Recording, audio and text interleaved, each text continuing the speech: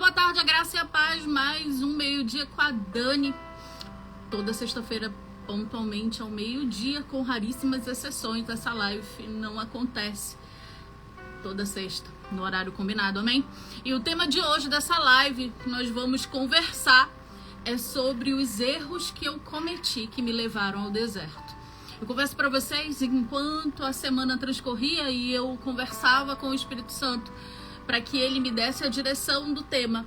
Eu fiquei pensando, quais foram os fatores que me levaram para o deserto? Ainda há pouco eu abri uma enquete perguntando, você sabe os motivos ou o motivo que te levaram para o deserto? Que levaram o teu casamento à crise, que levaram você ao erro, que levaram à ruptura e às vezes chegou até mesmo no divórcio? Eu fiquei pensando. Se tivessem me feito essa pergunta há 5 anos atrás, possivelmente eu talvez não soubesse respondê-la ou soubesse respondê-la de maneira parcial. Por que de maneira parcial? Porque eu possivelmente falaria só sobre as culpas do Daniel e esqueceria a minha parte. Ninguém chega no deserto de maneira inocente.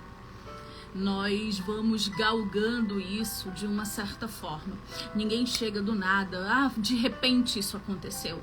Não, foram a somatória de diversos motivos que foram nos levando para essa condução.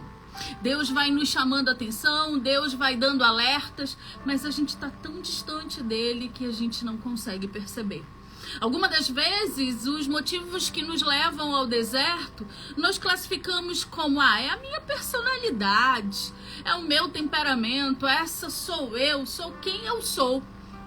E a gente não percebe que, na realidade, estamos cometendo erros e erros que a própria palavra nos adverte. Acho que foi ontem, não lembro muito bem. Ontem ou anteontem eu saí com uma amiga aqui em Belém. E a gente estava conversando, as nossas filhas vão fazer Enem e desejam galgar a mesma profissão. E a gente se conhece desde a barriga, ou seja, quando eu estava grávida da Karine e ela grávida da filha dela, nós já começamos a estreitar essa amizade. Somos amigas até hoje e as meninas também. E a gente estava falando sobre o relacionamento da filha dela. Eu perguntei, mas tu gostas do fulano? Lembrando, a filha dela tem a mesma idade da minha, 18 anos. E ela disse, Dani, eu gosto, ele é um bom menino. Obviamente eu não o amo, porque quem deve amar é minha filha. Mas eu tenho apreço pela vida dele, gosto do relacionamento dele, ele é muito gentil com a minha filha. Eles estão há mais de 1 ano juntos e assim, tem mantido um namoro sério. E aí ela começou a falar sobre esse relacionamento. Mas de repente ela virou pra mim e disse assim, mas sabe qual é a minha preocupação? Não é ele. E eu tomei um susto quando ela disse, mas a minha preocupação não é ele. E eu disse, mas qual é a tua preocupação? E ela disse, é ela. Algumas vezes eu pego ela sendo muito ríspida com ele, exigindo umas coisas dele. E às vezes dizendo, ele é muito lento, ele é muito lerdo. Gente, naquela hora o Espírito Santo fez assim em mim. E eu me vi, eu me reconheci naquelas palavras. Quando ela começou a falar frases que a filha dela usa para justificar, às vezes, ser ríspida com o rapaz, eu disse, eu já fui essa pessoa. Eu já fui alguém como ela. Eu já fui alguém que achava que todo mundo era muito lerdo, muito lento e o meu pensamento era muito ágil. De fato, ela é uma menina de pensamento muito ágil, muito responsável, muito determinada. A vida fez com que ela fizesse, que ela amadurecesse, de uma maneira súbita e muito rápida. Ela não foi criada pelo pai, a mãe é mãe solo, então fez com que ela tivesse que amadurecer. Enquanto a realidade do rapaz é diferente. Ele tem pai e mãe em casa, é filho único, a situação é diferente. E uma dessas vezes a minha amiga chamou a atenção dela e disse, você não pode ser assim. Você não tá vendo que você tá beirando a grosseria? E ela disse, ele é muito lento, ele é muito lerdo. E durante muito tempo eu disse que o Daniel era muito lento e muito lerdo. Sim. Esse também foi um dos motivos que me levaram ao deserto. Não saber como falar, me comunicar de maneira não assertiva, também me levou ao deserto. Como eu disse, se me fizessem essa pergunta 5 anos atrás, eu diria: meu casamento acabou porque o meu marido pirou, enlouqueceu, deu fim em tudo, se envolveu com as drogas, com a prostituição, e a culpa é dele. Mas antes disso tudo acontecer, antes dele mentir pra mim, antes dele se afastar do Senhor, antes de nós deixarmos de ser os melhores amigos um do outro, eu também fui plantando muitas coisas. Mas eu não conseguia enxergar. Eu só enxergava a fatura dele. E eu preciso dizer pra vocês, ou melhor, eu sempre digo que nenhum casamento é feito por um culpado e uma vítima. Os dois caminham na direção ou do sucesso ou do fracasso. Uns talvez com a ação, outros talvez com a omissão, ou ambos com a ação e ambos na omissão. Mas você sempre vai pertencer ao sucesso ou ao fracasso de maneira igualitária com o seu cônjuge. Como eu disse, não importa se um agiu e o outro reagiu. Não importa se um agiu e o outro se omitiu. A omissão também é uma resposta, a omissão também é uma ação. Então, somos responsáveis. Eu fiz uma listinha das coisas que eu errei. E eu senti a voz do Espírito Santo dizer: as pessoas não precisam cometer os mesmos erros. Elas podem aprender com o erro dos outros. Basta que estejam atentos. Basta que se modelem em pessoas que já passaram pelo aquilo que estão passando e consigam, através do que Deus faz na vida delas, também isso se replique nas suas. A primeira coisa que eu fazia com o meu marido, e aqui não tem ordem de prioridade, o Espírito Santo foi falando comigo, eu fui anotando e fui reconhecendo aonde estavam as minhas falhas. Não é que isso aqui pesou mais, isso aqui pesou menos, isso aqui teve mais importância, isso aqui teve menos importância. Não é sobre isso. Casamentos são finalizados às vezes como um vídeo que eu acabei de colocar. Eles são finalizados não porque não haja amor, mas porque já não há mais consenso. Tem muita gente que se separa ainda amando a outra parte, mas não consegue mais conviver. Tem gente que busca um refúgio no adultério, e não estou dizendo que o adultério é lícito, amém? Mas busca refúgio numa terceira pessoa porque talvez não saiba dizer que não está bom. E aí provoca a ruptura para dizer assim: tá vendo? Tinha que acabar. Há pessoas que não sabem lidar com o problema e tentam se livrar dele de qualquer forma, nem que seja da forma mais errada possível. Eu quero que nessa tarde vocês prestem atenção. Não importa se você está no deserto há 1 ano, há 2 anos, há 3 anos, há 10 anos, há 20 anos. Não é sobre tempo, mas é sobre o que eu faço nesse tempo. Não percam, sabe, o foco de vocês. Se o Senhor pediu que eu estivesse aqui, não é por mim, porque eu mesma não posso fazer nada, nem pela minha própria vida. Mas porque o Senhor pode fazer, através daquilo que eu vou dizer, uma mudança radical na tua. Eu postei o testemunho de uma aluna nossa, uma aluna que a gente caminhou juntos, uma aluna que eu vi passar por problema financeiro, eu vi passar pelo adultério, eu vi passar pelo repúdio, eu vi passar por tantas dores. Houveram momentos da vida dela que ela dizia assim: eu não tenho mais nada, eu perdi tudo. E nós continuamos caminhando com ela. Quantas vezes ela foi abençoada por nós através de cursos, de ministrações, de lives, de mentorias. E não é sobre, eu tô jogando confete sobre mim. É só para dizer para você que o divórcio não é o fim. Não foi para mim, não foi para o Daniel e também não foi para a vida dela. Mas algo específico havia na minha vida, na vida do meu marido, na vida dela e na vida do marido dela. Um buscou a restauração. Na casa dela, o marido dela adulterou, saiu de casa, o divórcio saiu, ele repudiava, ele deixou ela com uma mão na frente e outra atrás. Sozinha. Falida, quebrada. Ainda assim, o Senhor não se esqueceu dela. Da mesma forma que o meu marido saiu de casa, ou melhor, eu decidi sair de casa porque eu descobri todas as mentiras e eu saí com uma mão na frente e outra atrás. O divórcio não é o fim. Mas ele não é o fim para aqueles que perseveram até o último momento, para aqueles que não deixam de acreditar, para aqueles que se lançam sobre águas profundas de Deus. O divórcio não é o fim, mas há condicionais para que ele não o seja. Que nessa tarde você possa aprender, não aquilo que eu tenho para falar, mas aquilo que o Espírito Santo tem para ministrar na tua vida. O divórcio não é o fim.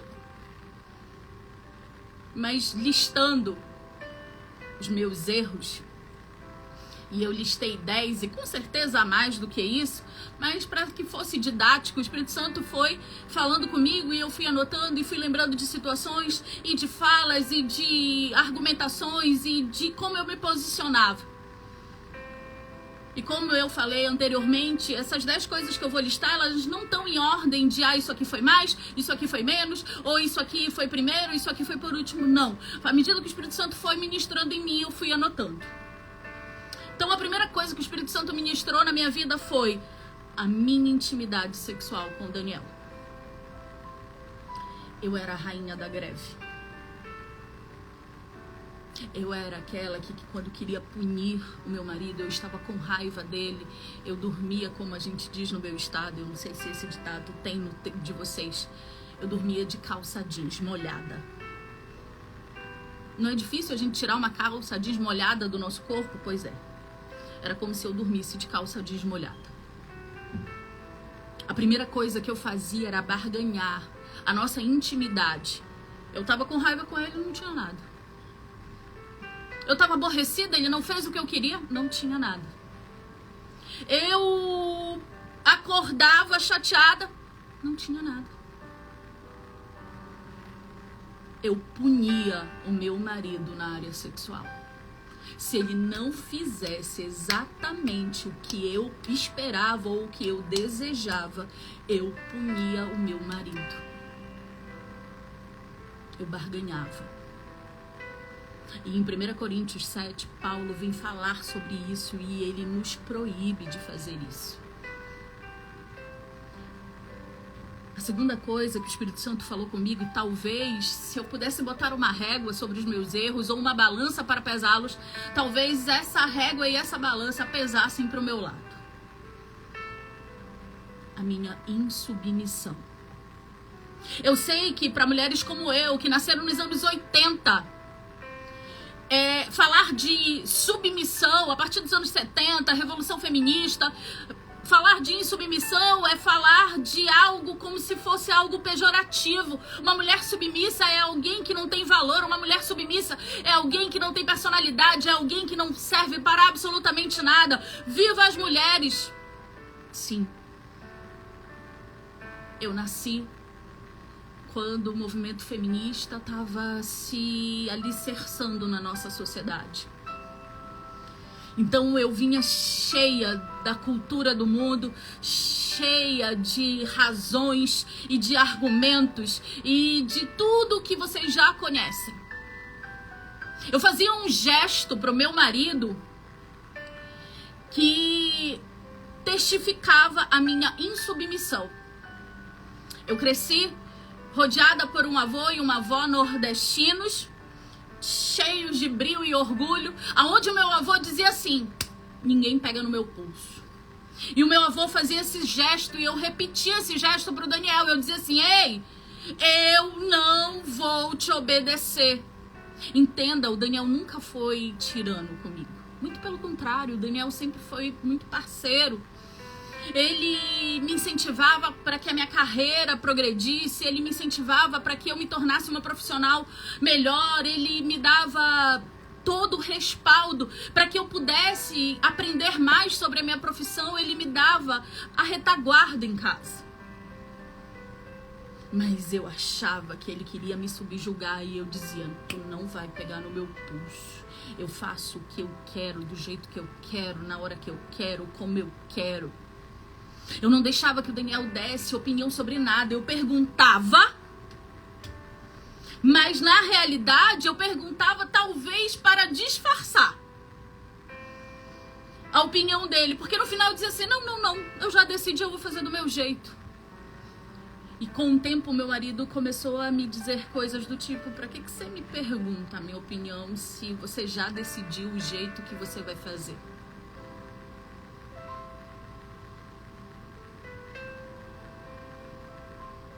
Eu era totalmente insubmissa. Eu não queria exercer o meu papel de esposa, tá?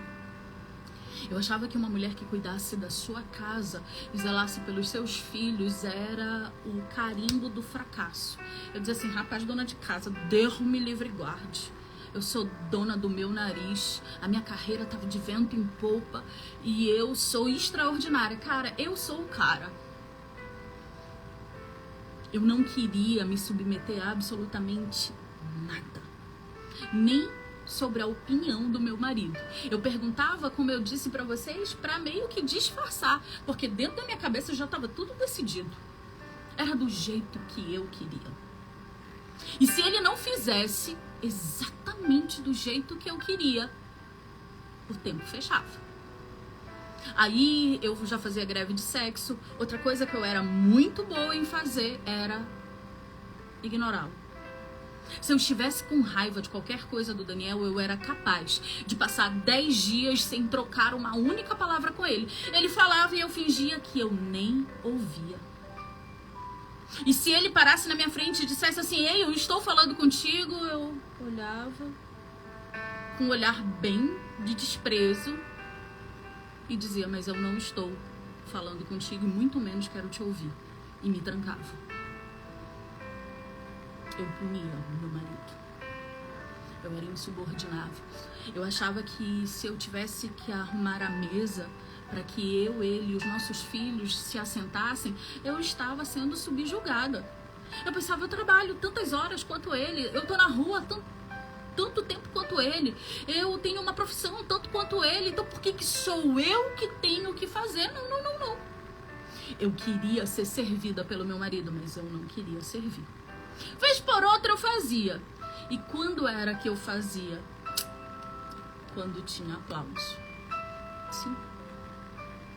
Era uma coisa consciente? Não. Mas hoje eu entendo que quando eu organizava mega festas para o aniversário dos nossos filhos, ou formatura do ABC, ou eles foram apresentados na igreja, na realidade eu estava querendo o aplauso de outras pessoas que diziam assim: olha como ela é o máximo.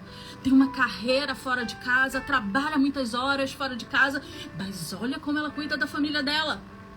Mentira.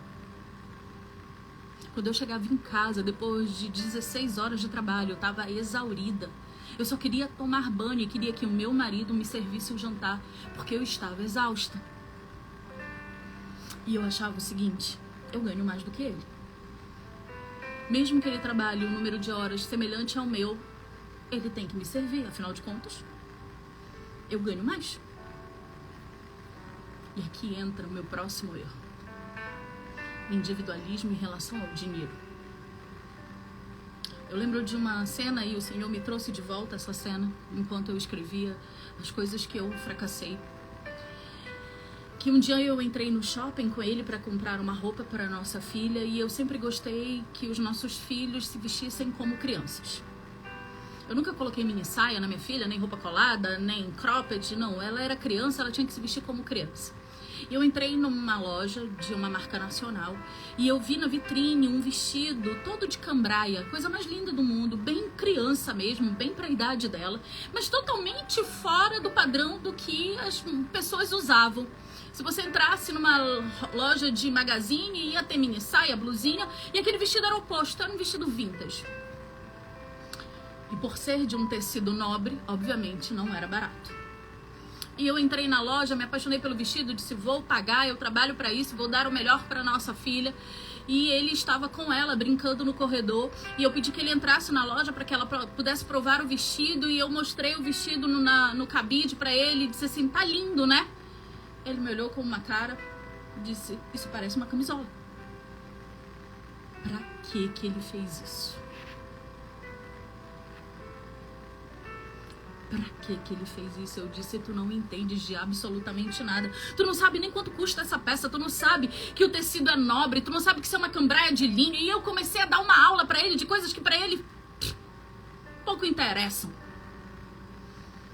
Mas essa aula era para dizer para ele: você não tem brio nenhum, você não sabe o que é bom, você não reconhece aquilo que é nobre, que é fino. E aí no final eu disse assim: e o dinheiro não é teu, o dinheiro é meu, eu que trabalhei, eu vou comprar e ela vai usar, pronto, acabou. Eu era essa pessoa.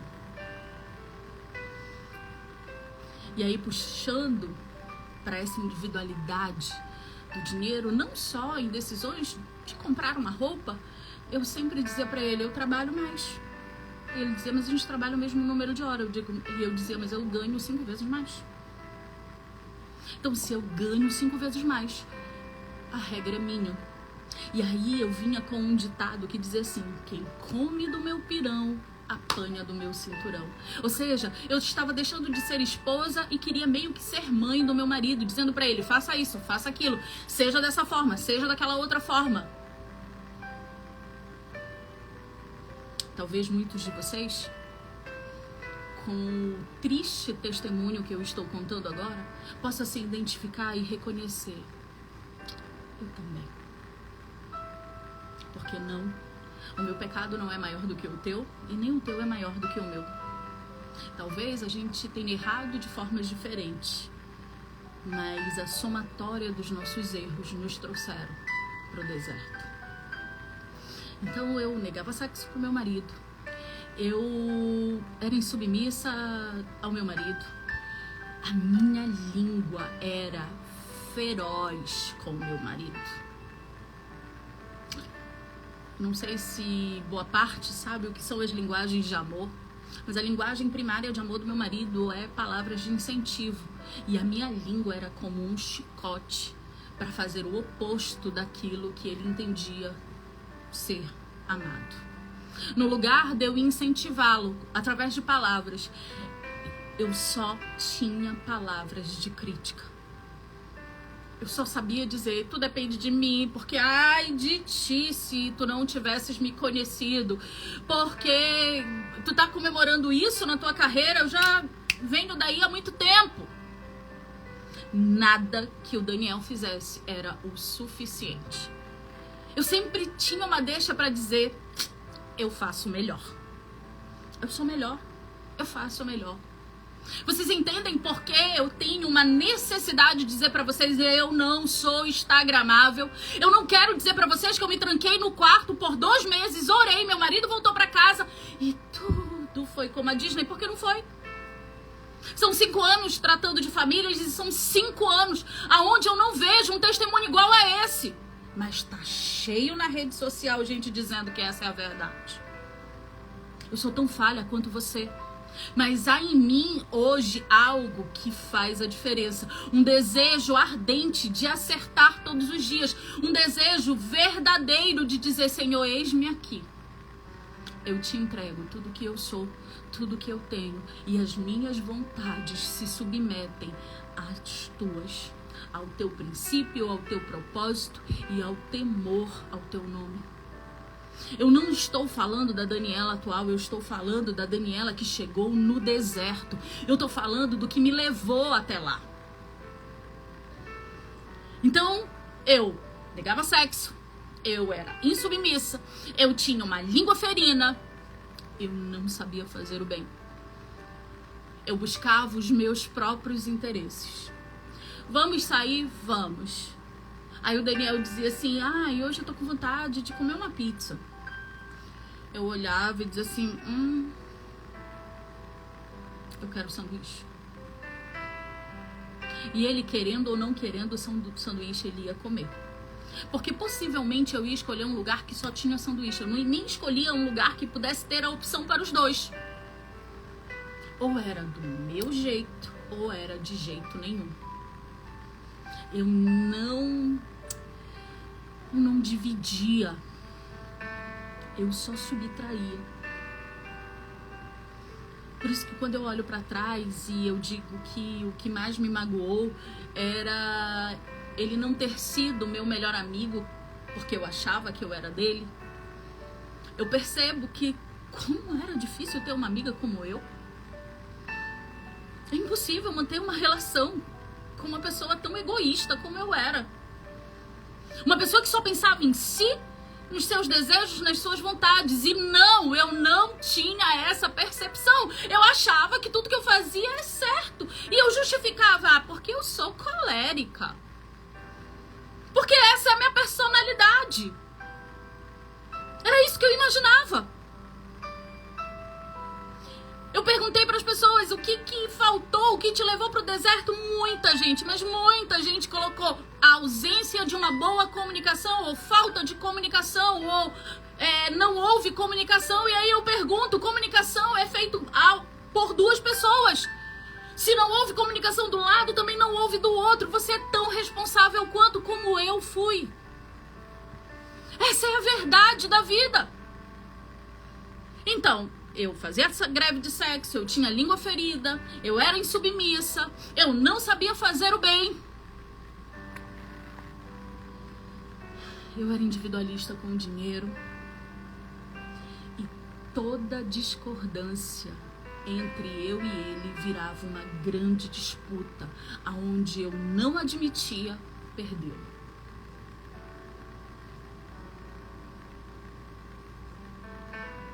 Eu não admitia perder, gente. Eu não admitia não estar certa. Tudo que eu falava era o mais certo, como se fosse uma lei absoluta. Eu não admitia que qualquer discordância pudesse ser um momento de eu dizer assim, não, você tá certo. Gente, eu fazia uma manobra que hoje eu confesso pra vocês que eu nem sei como eu conseguia. Aonde, mesmo eu estando errada, o Daniel me pedia desculpas e dizia assim, não, o erro foi meu.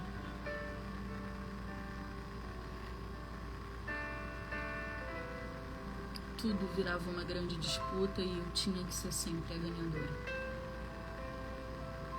Se ele dissesse assim, vamos passar o Natal na casa da minha família, eu dizia assim, não. Nós vamos para casa da tua família de 10 até 11h30 da noite. Depois nós vamos para casa dos meus. Era sempre o meu. E eu quero dizer para vocês que levou um tempo para que eu parasse e dissesse assim, não, esse daí é o Daniel. Tudo isso aí, o Daniel. Eu sou a mulher mais incrível da face da terra. Porque quando eu conheci o Daniel, eu mudei a vida dele. O Daniel era farrista, o Daniel era beberrão, o Daniel era irresponsável. Ele se tornou alguém que não bebe mais até cair, alguém que é responsável. Ai dele, se não fosse eu. A casa ia desmoronar se não fosse a minha absoluta presença. Todas as vezes que eu aponto o dedo pro outro, eu preciso me lembrar que tem outros dedos a mais apontando pra mim. Nunca diga, fulano que é assim, ciclano que é assim. Deus está falando com você. O casamento, ele não termina no momento em que a traição foi descoberta. O casamento, ele já vem terminando muito antes do adultério. O casamento não termina quando uma das partes diz assim, eu não quero mais. Ele termina muito antes que essa parte diga, eu desisto. O casamento, ele não termina de um dia para a noite como se fosse, do nada, não foi. Veio anos e anos, às vezes se arrastando da época do namoro. Todos os erros que ambos cometeram. O erro é dos dois. O erro, ele não é depositado apenas para um. De uma maneira tão igualitária, somos tão responsáveis quanto a outra parte. Mas levou muito tempo para que eu entendesse que eu também tinha muita parcela. Que eu era tão responsável quanto o Daniel. Porque era muito fácil acusá-lo do erro de tudo. De dizer, meu marido se perdeu nas drogas, meu marido entrou numa depressão profunda, meu marido cheirou na cocaína tudo que nós tínhamos, peguei meu marido debaixo da cama da nossa babá, ele assistia pornografia, ele falava com as mulheres nas redes sociais, ele era raparigueiro, ele perdeu todo o nosso patrimônio financeiro. Eu poderia culpá-lo de tantas coisas. Eu saí de casa com uma mão na frente e outra atrás, 2 crianças pequenas, sem o dinheiro nem da passagem do ônibus. Fui morar de favor na casa dos meus pais. A vida foi muito difícil para mim, mas eu também fui responsável por tudo isso. Entenda, eu não estou dizendo que o Daniel é um santo e eu virei a bruxa. Não é sobre isso. Não há santos, não há bruxas, não há culpados ou inocentes, ganhadores ou perdedores num casamento. Ou todo mundo ganha ou todo mundo perde. O que eu desejo é que nessa tarde o Espírito Santo possa ministrar na tua vida da mesma forma que vem ministrando na minha. Estou no mesmo barco que o Daniel. Eu não estou disputando com o meu marido. Não é uma disputa. Não é sobre quem está certo e errado. É sobre os dois caminharem juntos. Então, recapitulando os erros que eu cometi greve de sexo, cometi insubmissão, cometi uma língua afiada, cometi um individualismo, principalmente em relação ao dinheiro, cometi o erro da discordância virar uma disputa eterna onde eu precisava ganhar todas as vezes. E aqui talvez seja o erro mais difícil. Não, de novo, não é sobre uma regra ou isso foi primeiro, isso foi segundo, mas porque é abrir mão do meu eu, do meu orgulho, da soberba, de tudo que é ruim que habita dentro de nós, mas que a gente intitula como bril. Eu guardava rancor contra o meu marido. Se algo desse errado e aquilo me ferisse, a cada nova discussão eu trazia de volta tudo de novo. Porque tu fizeste isso, porque tu falaste aquilo, porque tu te omitiste naquilo outro. E eu fermentava aquilo dentro de mim, eu não conseguia perdoar o Daniel. Quando nós voltamos a restabelecer a nossa aliança e a gente começou os degraus da restauração, já morando sobre o mesmo teto, às vésperas de casar, um copo d'água fora da pia, sem lavar, era motivo de eu trazer de volta tudo o que havia acontecido entre nós. Eu guardava muito rancor. Hoje eu compreendo que o que estava dentro de mim era isso. Porque a palavra diz que eu vou colocar para fora aquilo que está dentro de mim. Hoje, se teu cônjuge só te lança palavras duras de acusação, ou até de ausência de mínimo de respeito, e não é sobre aceitar o desrespeito, amém? Não é sobre isso. Ele não está falando sobre você. Ele está falando sobre ele ou sobre ela. Porque a Bíblia diz que eu coloco para fora daquilo que está transbordando dentro de mim. Jesus nos adverte que o que mata não é o que entra, mas o que sai de nós. Então tinha muita coisa para ser tratada em mim. Outro erro que eu cometi de maneira muito severa foi tomar decisões sem consultar o meu marido. E esse erro estava muito ligado com o meu poder financeiro e com o poder de persuasão que eu tinha sobre ele. Então eu tomava as decisões e eu às vezes só ia falar aquilo que eu havia decidido quando já estava acontecendo ou estava prestes a acontecer. Em nenhum momento eu dividia com o Daniel as decisões da minha vida. Por exemplo, as crianças vão trocar de escola, eu ia lá, trocava, fazia... E aí quando chegava o próximo ano letivo, que ele dizia assim, as crianças vão voltar para a escola, eu dizia, mas é uma nova escola. Olha que absurdo. Gente, eu não consultava o Daniel, eu tomava decisões sobre a nossa casa, sobre a nossa família, sobre os nossos filhos, para tudo. Se eu quisesse trocar o sofá, eu ia na loja, comprava. Quando ele chegava, o sofá já era diferente, sem que eu perguntasse para ele, você gosta? E eu achava que ele deveria ser grato a mim por tudo isso. Porque eu dizia assim, rapaz, quando tem um bando de mulher que, sabe, fica me dependendo, eu sou resolvida, eu não te dou trabalho. Tu tem que dar graças a Deus por eu ser uma mulher que não te dá trabalho. Eu vou lá, eu resolvo, eu faço, eu aconteço, eu sou o cara. Aí sabe o que eu descobri? Que uma das funções que Deus deu ao meu marido era de cuidar de mim, de me proteger, mas eu não aceitava ser protegida.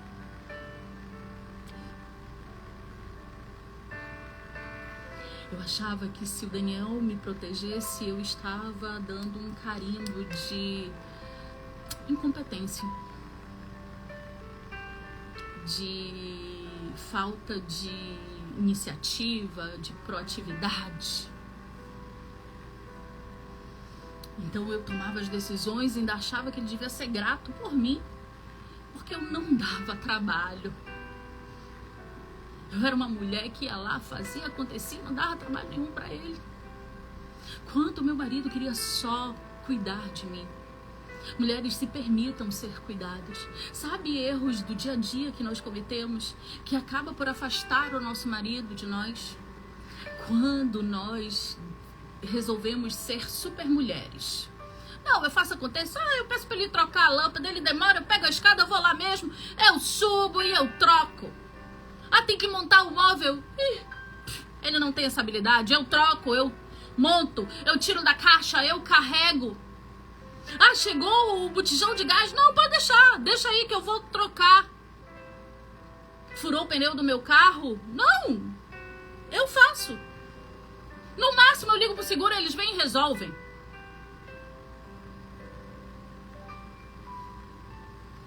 Maridos, cuidem. Mulheres são cuidadas. Mulheres nutrem, homens são alimentados. E aqui não é só sobre o alimento físico, ok? Não é que você vai ser alguém sem nenhuma iniciativa, porque a Bíblia diz que eu e você, como mulheres, fomos criadas para sermos adjuntoras. Aquela que tem o melhor conselho, aquela que busca levar o marido para a melhor direção. Não é sobre ser alguém inerte, sem iniciativa, mas é sobre caminhar juntos. Logo que eu voltei com o Daniel, eu lembro que, passado um ano de terror, eu digo que foi um ano muito difícil, a gente reestabelecer tantas conexões que foram quebradas, e foram muitas. 3 anos de separação, gente, entre separação e divórcio quase. Então era muita coisa que foi perdida. Então levou um ano até que aqueles 3 anos fossem reconectados outra vez. E aí eu lembro que um dia, conversando com uma pessoa, eu disse assim: durante a vida inteira eu argumentava que eu era ligada no 220 e o Daniel no 110. Então a gente nunca estava na mesma voltagem. Enquanto ele estava pensando em uma coisa, eu já tinha pensado em 1000.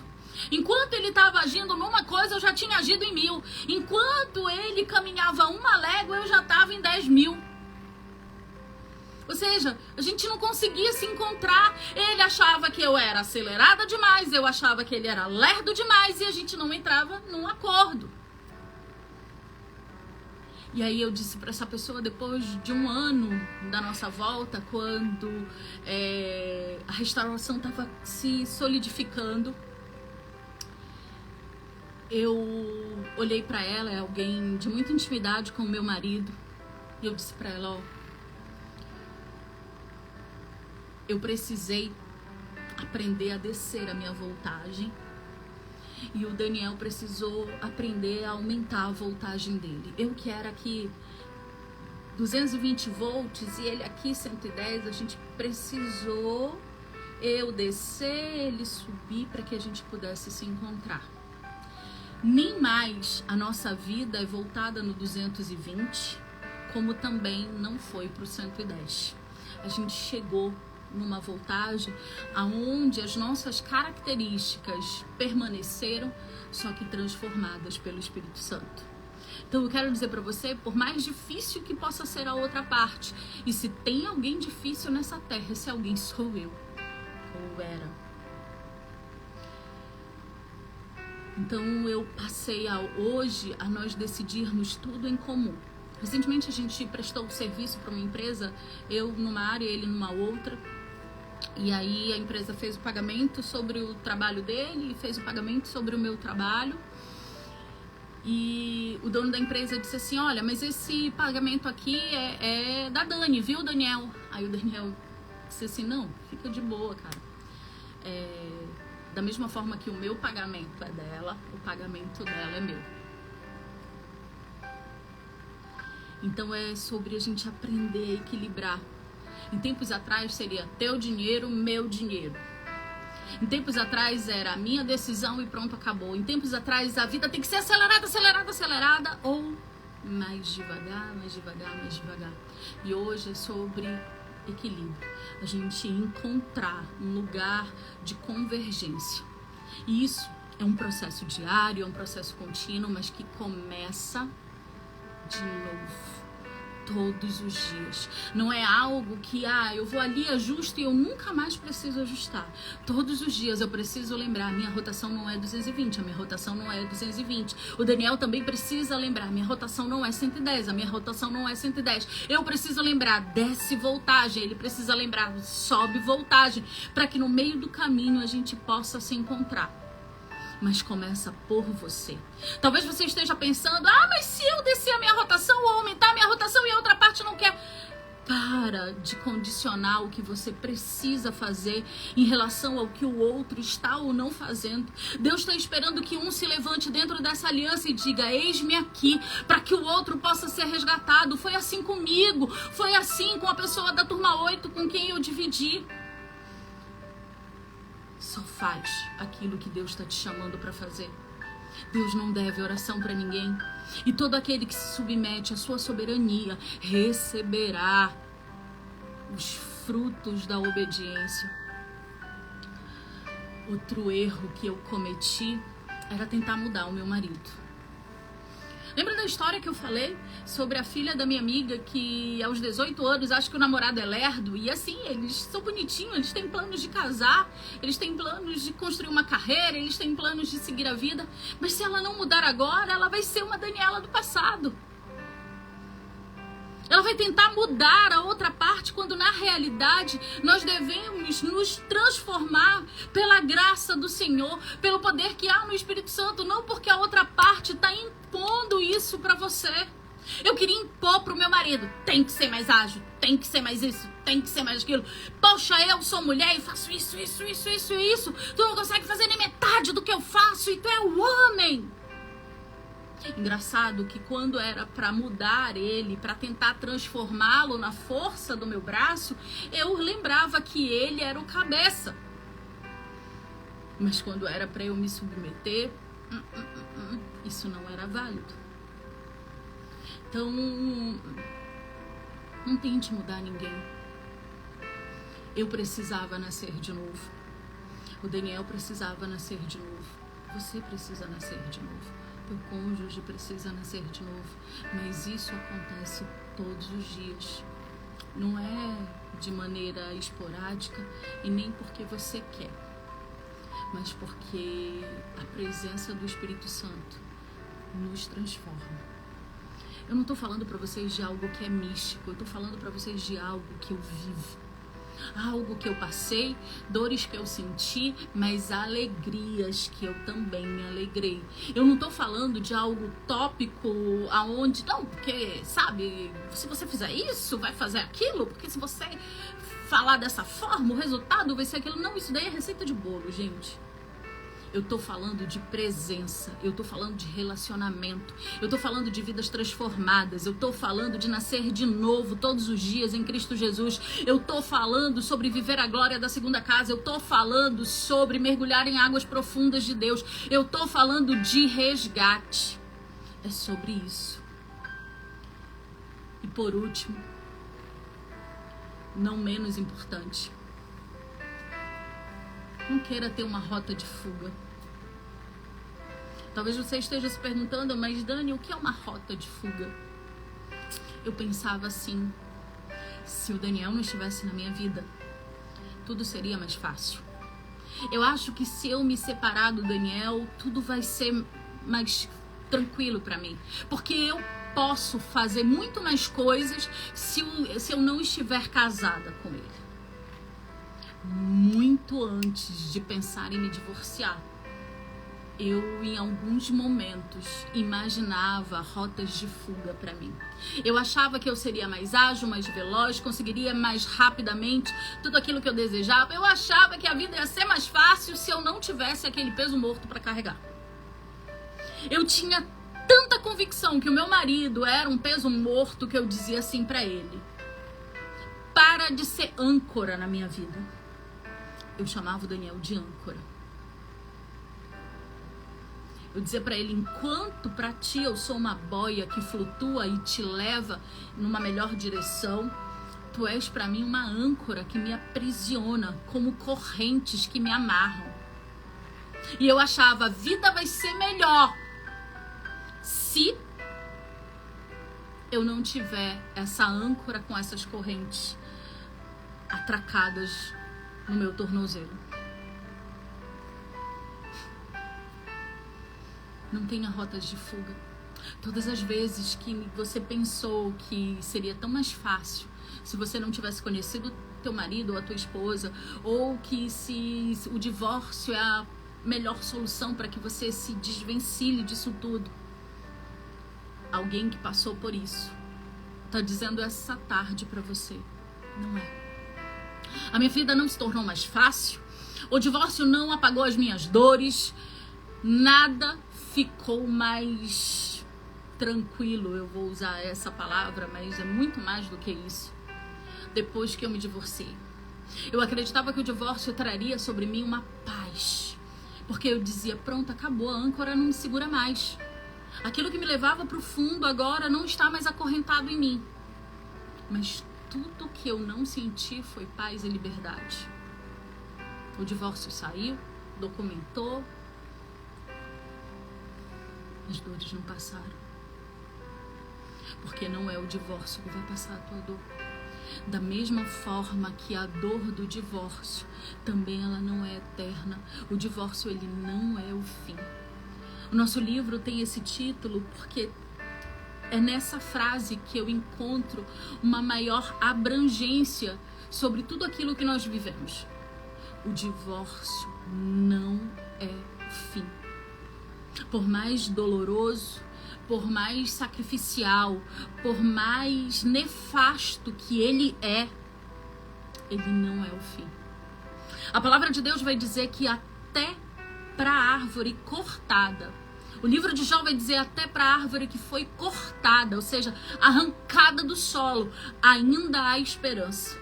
Da mesma forma, essa tarde o Senhor está dizendo para você, até aquilo que foi arrancado e que aparentemente não tem mais vida, há esperança.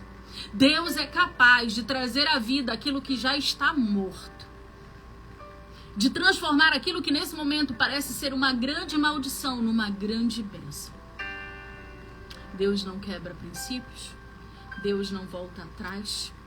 Mas eu e você precisamos todos os dias nascermos de novo na presença dele. E ao fim dessa live eu quero dizer para vocês: hoje a gente encerra um ciclo. Quem são os guerreiros e as guerreiras do Senhor que estão terminando hoje com a gente? O Dons 6, onde nós falamos sobre armas de defesa, a importância de sabermos nos defender no campo de batalha. E nós vamos começar mais um módulo, vem aí o Dons 7, onde nós vamos falar sobre as armas de ataque. Porque a minha briga e a de vocês, ela não é com o nosso marido ou com a nossa esposa. A nossa briga, conforme dita por Paulo, é contra principados e potestades, sobre correntes do mal.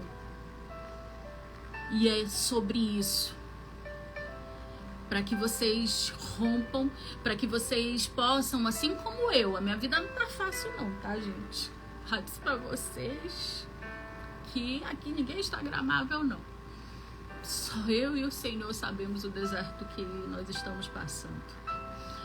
Mas eu quero dizer para vocês que ninguém vai parar. Nós só vamos parar quando chegarmos a Canaã e tomarmos posse dela. Então eu vejo vocês, quem for Dons 6 essa noite, amém? E quem não for, já se inscreve no Dons 7, que abre inscrição hoje à noite, após a última ministração. E ainda na semana que vem nós vamos começar as inscrições da última turma do ano, que é a Restauração 2.0, que é um curso mais avançado do que a restauração, amém? Mais uma boa tarde, fiquem com Deus e não esqueçam, até para a árvore que foi arrancada, a esperança, e o divórcio não é o fim, amém? Boa tarde, fiquem com Deus, a paz do Senhor.